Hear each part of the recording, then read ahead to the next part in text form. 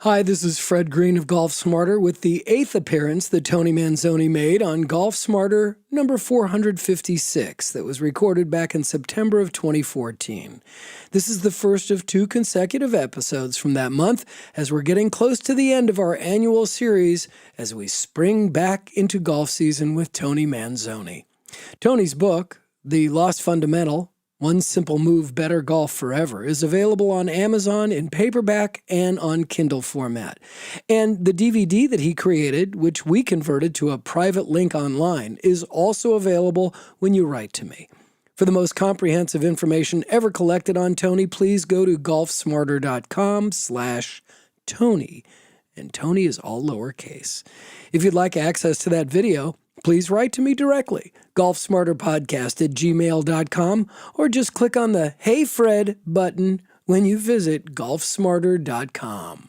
For members only, Golf Smarter number 456, published on September 30, 2014. Your headed address, hitting behind the ball and more. Part 1 with Tony Manzoni. This is Golf Smarter. Welcome back to the Golf Smarter podcast, Tony. Hey, Fred, how are you? I'm doing fine. It's nice to have you back on the show. I apologize immediately for the banging, but there's some construction being done outside my office. So if it sounds like someone's knocking to get in, I'm not answering the door. All right, you got it. How are things going down there in Palm Desert? It's amazing, continues to be amazing. This is what, your 9th appearance on Golf Smarter.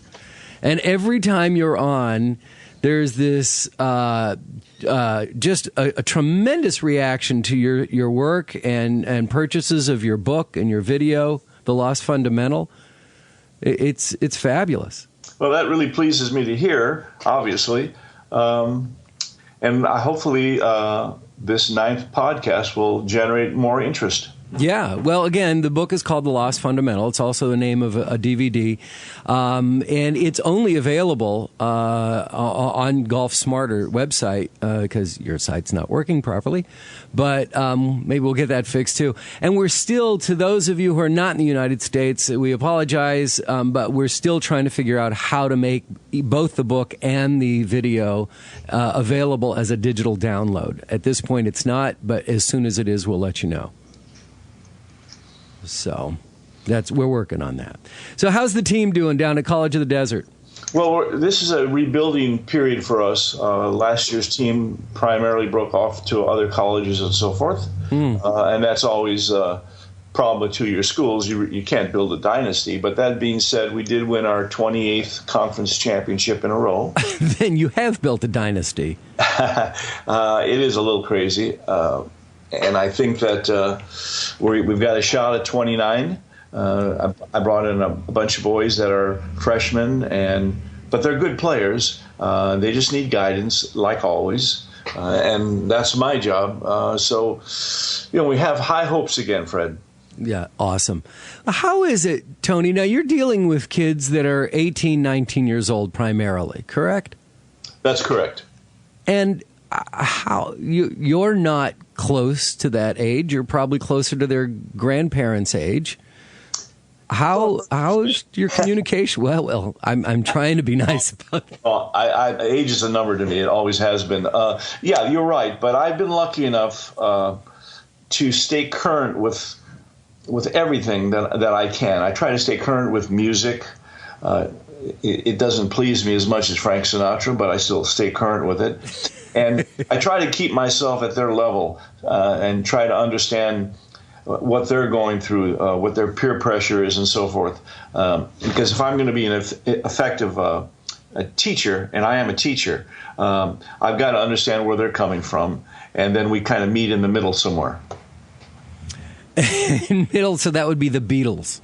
If that's the middle, we're going from the 40s to the 2020s.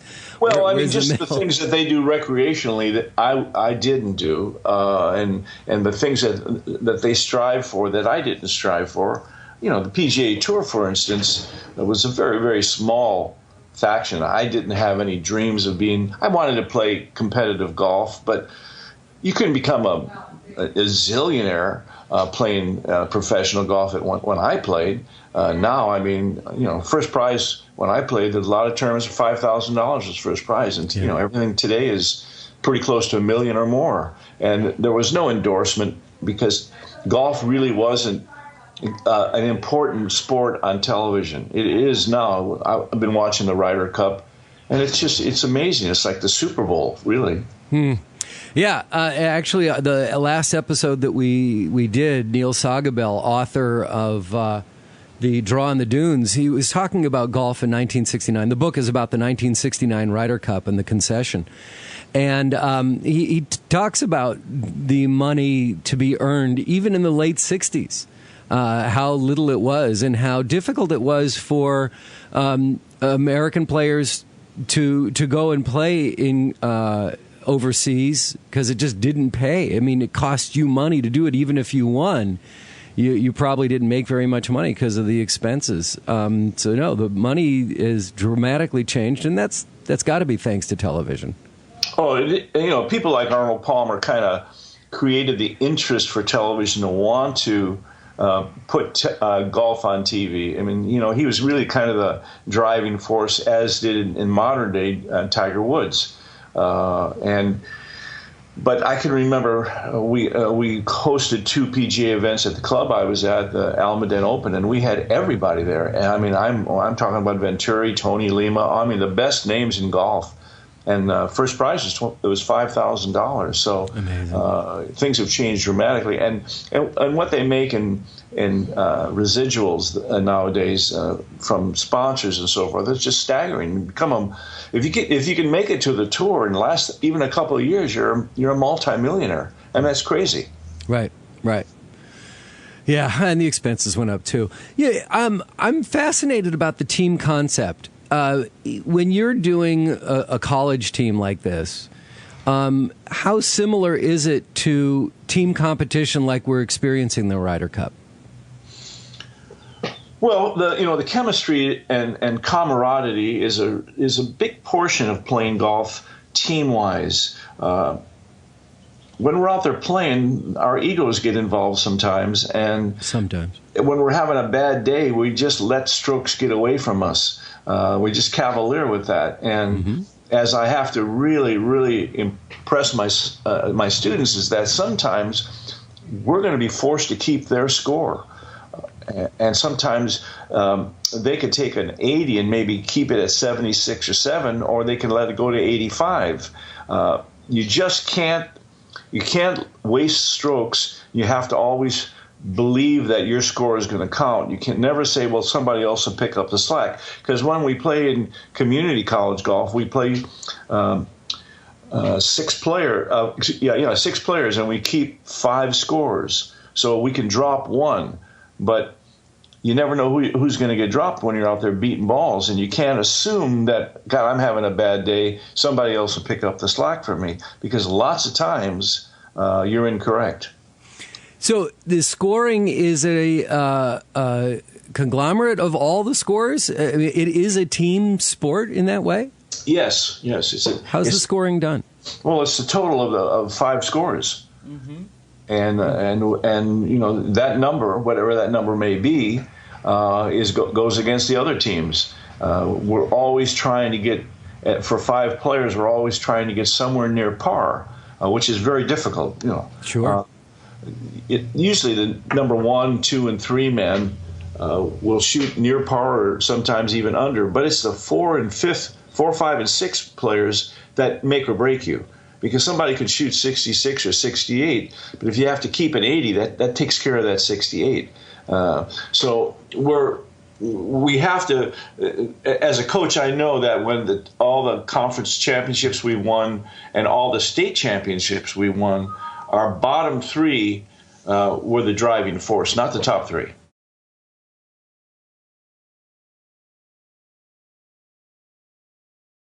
Kind of like the starting rotation of a baseball team. It's your 1, 2, and 3 guys that are going to carry the team, and you hope for the best for number 4 and 5, or even your batting lineup for that matter. Right. But do you only play 1 round of golf?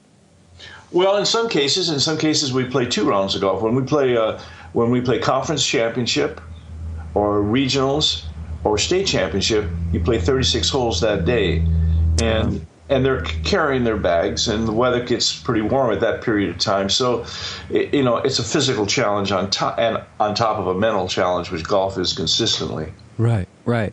So when you're playing 2 rounds, is it a conglomeration of all 10 scores, or is it two separate rounds? In the conference championship, it's 2 different contests. In the regionals, it's 36 holes. So it's a total of all your scores for 36 holes. And it's best ball. It's best scoring. It's not match play or anything, or 4-ball, any of the other games. It's medal play. Right, right. Have you ever been involved in any type of competition that's similar to the Ryder Cup? No, I have not. I have not. I think probably everyone that's ever played golf professionally probably dreams of that. Now, I've played some match play competition, but nothing like that. Nothing that lasted 3 days and a bunch of different kinds of game, from match play to stroke play to partners. I've never been involved with that, but boy, it sure would be nice. It would be a lot of fun. Oh, yeah. Yeah, but I'm just fascinated about the team concept on playing, and the mental part of the team concept, and how somebody can coach that. Well, that's really the challenge. When we play regular tournaments, whether they're PGA Tour or sectional tournaments, professional, when you're playing, if you miss a putt, no one's going to clap. In the Ryder Cup, you've got two groups of people out there: those that are with you and those that are against you. So that's an additional challenge. And then on top of it, you're playing for your country. And some of those rounds where you hit the tee shot, and then the other fellow plays where you hit that tee shot from. Now you have that pressure also. I got to put it on the fairway. I don't want to put my friend Bob in the weeds. So it's so different than typical competition, and especially the pride of being an American and winning. And we're big underdogs right now, but we're holding our own. I'm very proud of the guys. Mm-hmm. Well, by the time that people get a chance to hear this, the whole thing will be over, so we really have no idea what's going on. We're recording this on the Friday of the Ryder Cup, 2014 Ryder Cup, if someone's listening later. Hi, welcome. Let's change channels here a little bit, and let's get into your wheelhouse, which is swing mechanics, ball striking, the lost fundamental. There's so many different things, and it may to you just come back to the same thing over and over, but there's things that I see that go wrong, or I suffer from, or see my playing partner suffer from, that I want to pick your brain about. And I want to start that with people who are continually hitting behind the ball. I mean, you'll see a divot that is 3 to 4, maybe 5 inches behind the ball, even with especially with their driver. What do you have to help us out with that? It's a real easy answer, believe it or not. I'm glad you think so. It is. What's happening is that they're not transferring their weight as the first move of the downswing. What they're doing is they're dropping the club down to the ball. The old adage about staying behind the ball, that's true and it's false. You have to drive through the ball. And if you're a right-handed golfer, your right shoulder and your right hip have to go past that ball. So imagine the ball was a line, and when you set up to the golf ball, half of your body's behind the line and half of your body's forward of the line, with your head being in the center. On the downswing, you've got to get that part that's behind the ball forward of the ball in a rotational move. And when you hit behind the ball, it's because you are behind the ball at impact, and you can't be. You've got to be moving through it. When they say stay behind it when you hit it, that's a millisecond. But you have to be moving through it. Now, in the past, years gone by, where your head went backwards because we swung and we finished in what we call a C position, and everybody got a bad back from that. Yes, your head stayed back, but you watch today's players. First of all, they don't finish with their hands high. They finish with their hands low. And that's because they're turning their body and rotating their core to the left of the target. So the width of the swing is increased from impact to finish. And that's the big change, and you can see that this has happened on the tour. Everyone is talking about it, and I note it because like my new boys that came in, and I sit and I talk to them about the golf swing, and there's two ways to do this. You can be an arm player, or you can be a body player. They all say, "Oh no, coach, we're body players." So I'm finding that I don't have to prove my point anymore. They already know that because they watch the McIlroys and the Kuchers and all these players that in some fashion are more rotary than sliding through the ball. So on setup, your head, should your body be a little angled behind the ball, or should you be completely upright? I believe you should be centered to the golf ball. I don't want my head behind the ball. There's an old saying, you want to stand above the ball but not behind it. Your head's like a bowling ball in weight. And you know you've got to get to the left side, so why put more weight on the right side to start? Unless you're Nureyev or somebody like that can move quickly to the left, you're gonna either have to slide or something to get over there, and then that opens up another Pandora's box of bad shots. By staying centered to the ball and not being so tilty with the shoulders, although some people teach that, and I'm not saying it's wrong. I want to be clear on that. It's just harder to do. You can shift your weight to the right and then shift it back to the left, and if you can time that move prior to impact, you're going to be just fine. But I don't think very many people can do that, nor have the time to do that in a sense of practice. So what I feel is what I think I saw with Ben Hogan, the changes he made. He centered himself more to the ball at address, and then his left side, he turned level left. His left shoulder didn't go up; it went around. And if you keep the left arm connected to the body, you block the rotation of the arms so that you square the club by the turn of the body instead of the rotation of the arms. And you're playing off of really one axis. Getting back to hitting behind the ball, what happens is that we fixate on the ball so much, and instead of thinking about where we're going with the golf club and where our body has to go, because it is going to go more forward than it was at address, and it's turning. So most people, when they top the ball or hit behind the ball, that's because their focus is too much on impact. Impact is a happening, and it's not something that you can just stand there and wait for. You've got to be moving athletically, just like everything. When you throw a ball, when you hit a tennis ball, when you throw a punch, everything is moving forward in some form. In golf, that forwardness can't be on a line. It has to be a rotational move.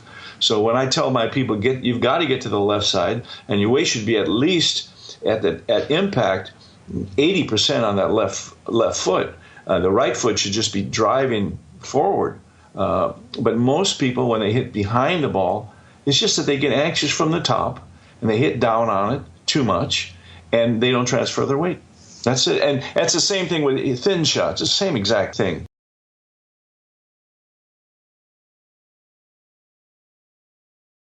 Too focused on impact, you just said. Yeah. I find that I'll play better when I'm focused more on playing the course than playing the ball. Does that make any sense? Sure. Again, in my teachings, especially with my boys that are going to be in competition, I tell them when we practice, you have to pick out you have to go through a pre-shot routine when you're practicing. You have to pick out a really tight target so that you get yourself used to visually your target being very small. Those things are very important in practicing. And then you have to use the ball as a point of reference to move through, but not as something to hit. Because if you're thinking hitting, you're going to anticipate impact. And if you anticipate impact, your hands are going to tighten at impact. Your arms are going to pull back a little bit, and you're either going to thin it or you're going to top it. But more importantly, you're going to stay behind it, and that's not good. And that was actually, I was going to get to the concept of topping the ball, of hitting it where it's just going to roll because you're glancing the club over the top part of the ball. You're not making solid contact, and it's just going to be a worm burner. It's just going to be rolling on the ground. Yeah, and incorrectly, it's diagnosed. You looked up. And I don't believe anybody looks up. I think that when they tighten up their body, their shoulders hunch up a little bit, their arms pull back towards them. But what is the core reason for that? The core reason is that they're trying to hit the ball. And the club head is moving too fast. There was an old saying, good players sense where the ball is, bad players stare at it. And I think that's really a true statement. I like that. Good players sense where the ball is? Right. And bad players stare at the ball. Stare. Oh, man. Great. Yeah. I'm writing this one down. Sense. Okay. What about, when your rotation, your movement, how important is it to keep your lower body still? Try to keep that from swaying back and forth. Where does that fall in? Well, when you set to the ball, I believe, and everyone has their own opinion on it, this is mine, I believe that you set up with the ball so that your right hip is aligned on the inside of your right foot, on the instep of the foot. That creates a kind of a brace. The first move of the swing it's a combination of your arms and shoulders working somewhat together. I like to take the club back because I'm right-handed. I like to take it back with my right side. I don't buy into turn your left shoulder to your chin. I've never bought that because it makes you move to the right a little bit. When you pull your right shoulder back, your right shoulder is really going behind your neck, kind of towards the target. And for those of you that have a limited turn, if you work on turning your right shoulder behind your neck, you're going to find that you're going to increase your shoulder turn 20%. When I try to illustrate turning from my left side, I can't make as much turn as when I pull my right shoulder back. By pulling my right shoulder back, it also stops the feeling of moving back to the right foot. So I can stay inside that brace. And in fact, as I turn the right shoulder back, my hip is going to respond back also. And the inclination of my right foot, because my hip is on the inside of the instep of my right shoe, the inclination is going to steepen a bit. And if you look at all the great players that lasted a long time, you'll look at their right leg is not perpendicular, their right leg is steep. What do you find to be the most common flaw that you have to help correct? Moving back from the ball, the head moving with the shoulder turn. Uh-huh. I have a PE class, and I did the college a favor this year. They didn't have an instructor, so there's about 35 people in the class, and most of them never hit a golf ball. So, but a lot of young boys that are they've played baseball and so forth. So I teach them the grip in a group group setting. Obviously, it's not going to be perfect, but we get close, and then I watch them hit the balls individually. And the first thing initially is that they're reaching back for power. They're swaying off that right side. And then when they hit the ball, the majority of their weight's on their right foot, and the ball slices, or they top it. And I have to get up and I say, look, I'm an old guy. Look at the little effort I make, and I can hit this 7-iron 160 yards. And I go ahead and bang a ball out there, and they look at me like, how do you do that?